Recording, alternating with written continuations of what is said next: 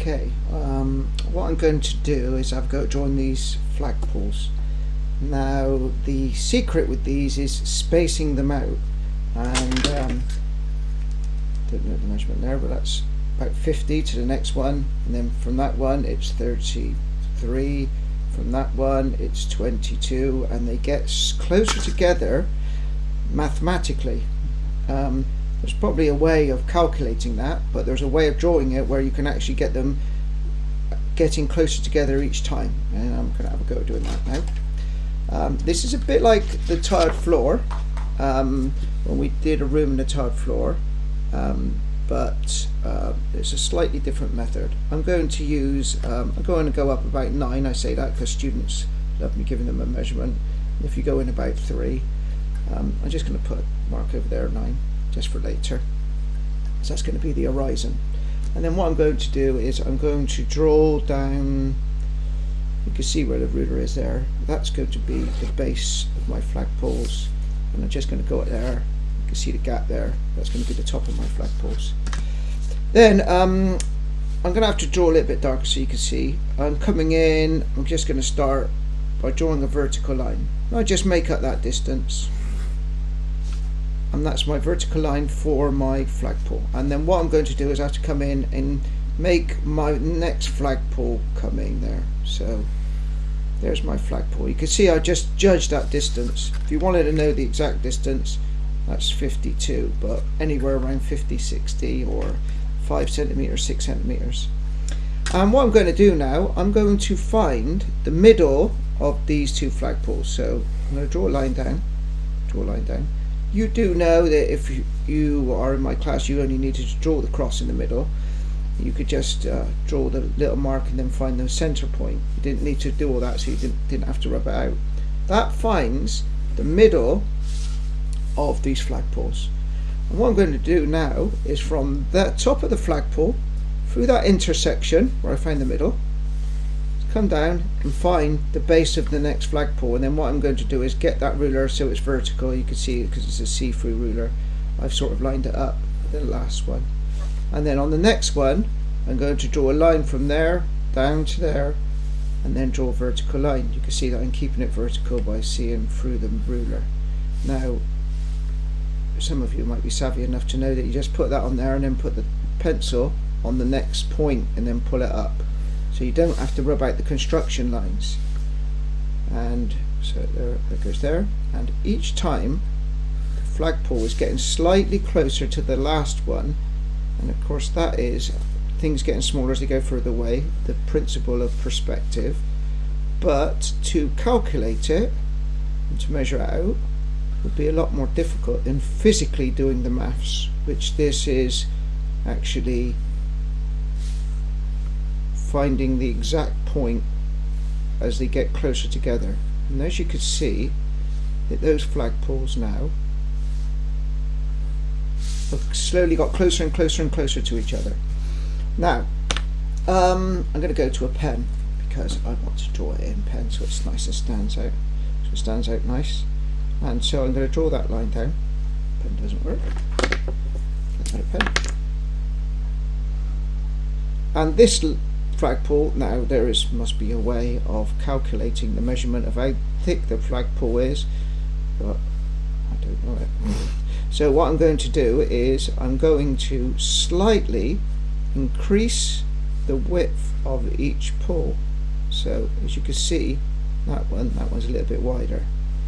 Now you can't get them too wide too quick, because if you do you'll end up with a chunk of a flagpole at the end. So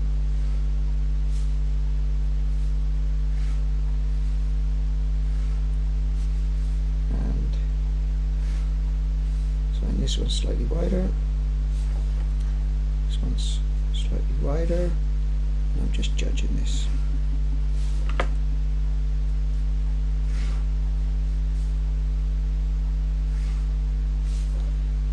You noticed when I was drawing earlier I made those lines lighter, because as things get further away you get a thing called atmospheric perspective, where things get lighter as they go in the distance, rounding off the bottom like it's a bit of a tube, which they are because they're poles. And I'm going to put some flags on there. So just put a flag like that, and then I imitate the bottom of whatever whatever happened at the top. So that goes up and that goes down. So this could be a George Cross, and then this one. And what I do is just imitate what happens in the one above. This one could be a French or Irish flag. This one swirls up, and this could be German flag. And then I just can create the flags. You notice that I stop that just before the next pull, and then on the next I know how to make the that's how I know how to make the flags smaller. There is something I could have done. Could have found the base, look, because that should really be the base of each flag, I suppose. But that's how to make the flags smaller as you go further away. And of course I could put in the details on the ones close up. So there, put a little something to tie the rope to, and I could also put some shading in there if I wanted, using this technique of using the edge of a ruler, so I can cast a light on there.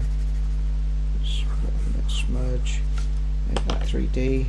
I can break up the base of the pole by putting some plants in there, because whoever cut the grass never had a strimmer, so they get some foliage growing around the bottom of the pole.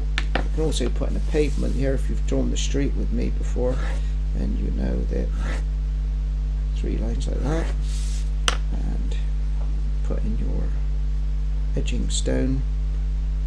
That edging stone, of course, if it was all cut at the same time, would get smaller mathematically. What I'm going to do is put some different size edging stones in, so you can avoid doing that. Cheating. Again, over here somewhere you would have the other vanishing point, and you could have the drain, something like that, and that would just go off to a vanishing point. And that's certainly working in 2-point perspective when I was only working in 1-point perspective before.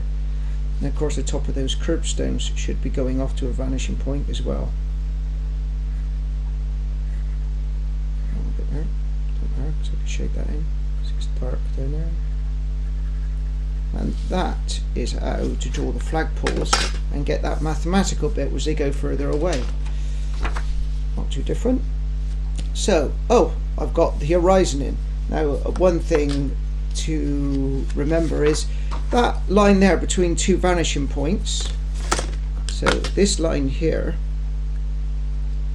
goes from there to the other vanishing point, and I know that because I've measured it up. And I measured it up that it was 9 from the bottom and 9 on the other side.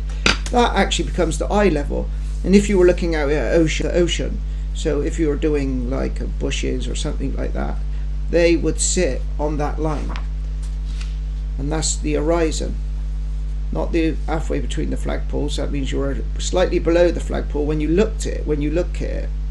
It's because wherever your eye level is where you would, if you were holding a camera or whatever, photographing, that would become the line in which the vanishing point was on.